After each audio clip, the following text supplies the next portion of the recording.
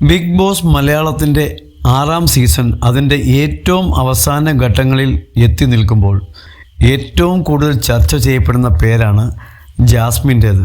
തുടക്കകാലത്ത് ചർച്ചയായ വൃത്തിയുമായി ബന്ധപ്പെട്ട പ്രശ്നം, Gabri മൊത്തുള്ള combo game തുടങ്ങി വീക്കെൻഡ് എപ്പിസോഡുകളിൽ അടക്കം ജാസ്മിന് വിമർശനം നേരിടേണ്ടി വന്നിട്ടുണ്ട്. ഇനി 3 ആഴ്ചകൾ കൂടിയാണ് ബിഗ് ബോസ് അവസാനിക്കാൻ ബാക്കിയുള്ളത്. ഇതിനോടകം തന്നെ അപ്സര, അൻസിബ എന്നിവർ പുറത്തായിട്ടുണ്ട്. വളരെ നാടകീയമായ സംഭവങ്ങളാണ് ബിഗ് ബോസിനകത്തും നടന്നുകൊണ്ടിരിക്കുന്നത്. ഇപ്പോഴിതാ എല്ലാ പ്രതിസന്ധികളും തരണം ചെയ്തുകൊണ്ടാണ് ജാസ്മിൻ ഇത്രയും വരെ എത്തിയതെന്ന് പറയുകയാണ് ഒരു പ്രേക്ഷക. ജാസ്മിനെതിരെ എന്തൊക്കെ നെഗറ്റീവുകൾ പറയുമ്പോഴും ഗബ്രി പുറത്തായതും പുറത്തു തനിക്കുണ്ടായേക്കാവുന്ന എല്ലാം തരം പ്രശ്നങ്ങളെയും അതിജീവിച്ചുകൊണ്ടാണ് ജാസ്മിൻ എത്തുന്നതെന്നും പ്രേക്ഷക പറയുന്നു. തൻ്റെ തെറ്റുകളിൽ നിന്നും പാഠങ്ങൾ ഉൾക്കൊണ്ട് മാറാനുള്ള മാനസിക പക്വത ജാസ്മിൻ്റെ പ്ലസ് പോയിൻ്റ് ആണെന്നും കുറിപ്പിൽ പറയുന്നു.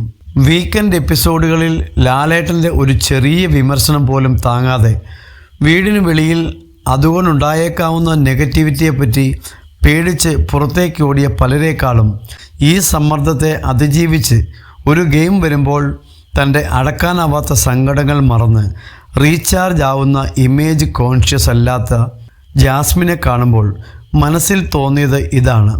ബിഗ് ബോസ് മലയാളം ജാസ്മിന് മുൻപും ശേഷവും കുറിപ്പിൽ പറയുന്നു.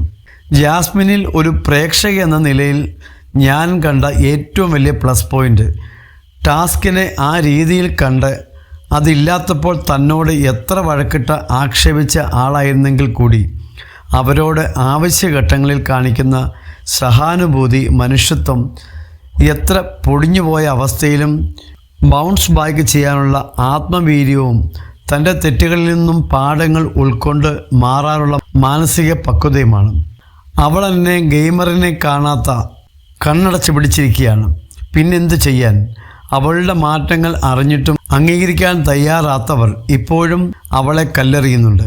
അതിൻ്റെ പിന്നിൽ ഈ 23 വയസ്സിൽ ജാസ്മിൻ എന്ന വ്യക്തി കാണിച്ച പക്വതയും ആത്മവീര്യവും, വീട്ടുകാർക്ക് വേണ്ടി ഈ ചെറിയ പ്രായത്തിലും നെടും തൂണായി മാറിയതും തങ്ങളെക്കൊണ്ട് സാധിക്കുന്നില്ലല്ലോ എന്ന ആത്മരോഷവും അസൂയയുമാവും, അല്ലെങ്കിൽ മറ്റാരോടെങ്കിലുമുള്ള അന്ധമായ ആരാധനയാവാം. ജാസ്മിന് കപ്പ് കിട്ടുമോ എന്നറിയില്ല.